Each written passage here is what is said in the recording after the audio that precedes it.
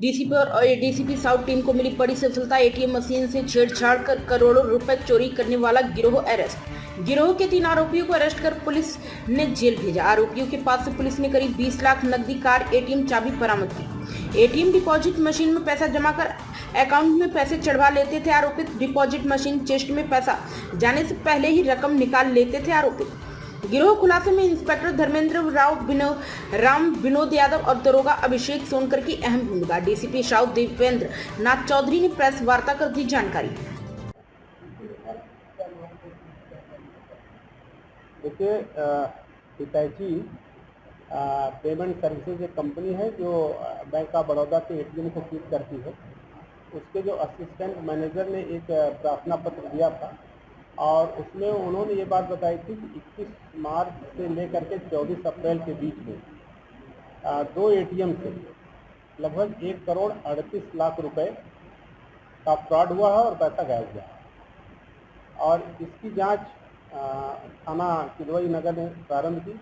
इसमें एडीसीपी साहब, एसीपी साहब सबने इसमें बहुत महत्वपूर्ण योगदान दिया और सबने इस पूरे केस को वर्कआउट करने में अपना अच्छा योगदान दिया है। इसमें ये बात प्रकाश में आई कि जो एटीएम का कस्टोडियन होता है उस कंपनी का, हितैषी कंपनी का जो कस्टोडियन है, उसमें एक लड़का दीपक जायसवाल, जिसको अभी आप सामने प्रस्तुत किया गया था, ये पूर्व में इस कंपनी में काम करता था।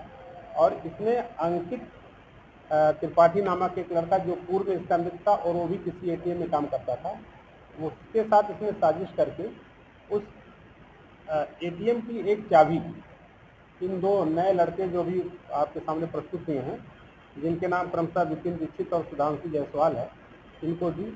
ये लोग एटीएम के माध्यम से पैसा जमा करने जाते थे और जैसे इन्होंने 1 लाख रुपए अगर एटीएम में डाले तो वो बैंक में क्रेडिट तो हो जाता था, लेकिन एक ट्रे से दूसरे ट्रे के बीच में पैसा जाने के बीच में ये लोग चाबी से उस ट्रे को खोल करके वो कैश निकाल लेते।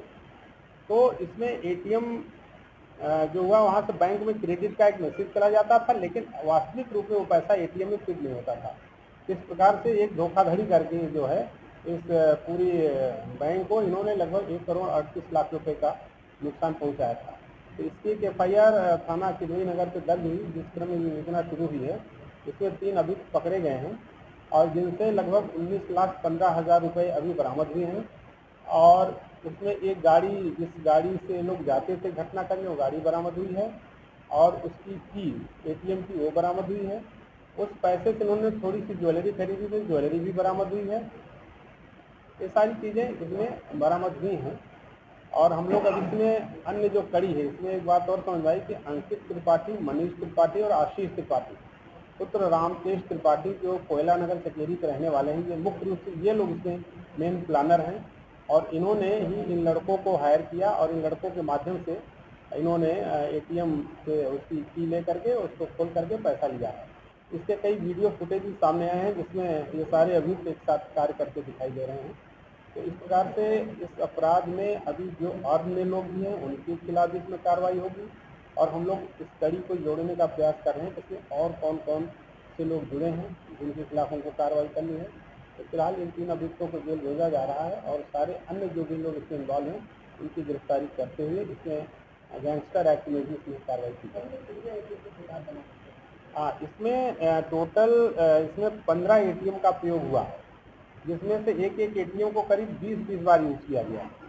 तो लगभग जो 15 एटीएम की जो ऑनरशिप है, उसके जो मालिक हैं, उसको किसके नाम पे इशू है, उस चीज़ की जानकारी बैंक ऑफ बड़ौदा ने इनके हेडक्वार्टर बॉम्बे से मांगी है और वहाँ से जैसे ही नाम और एड्रेस आ जाएगा तो वो एटीएम के प्रयोगकर्ता जो भी हैं उनको भी इसमें अभियुक्त बनाया जाएगा और उनके खिलाफ भी कार्रवाई की जाएगी।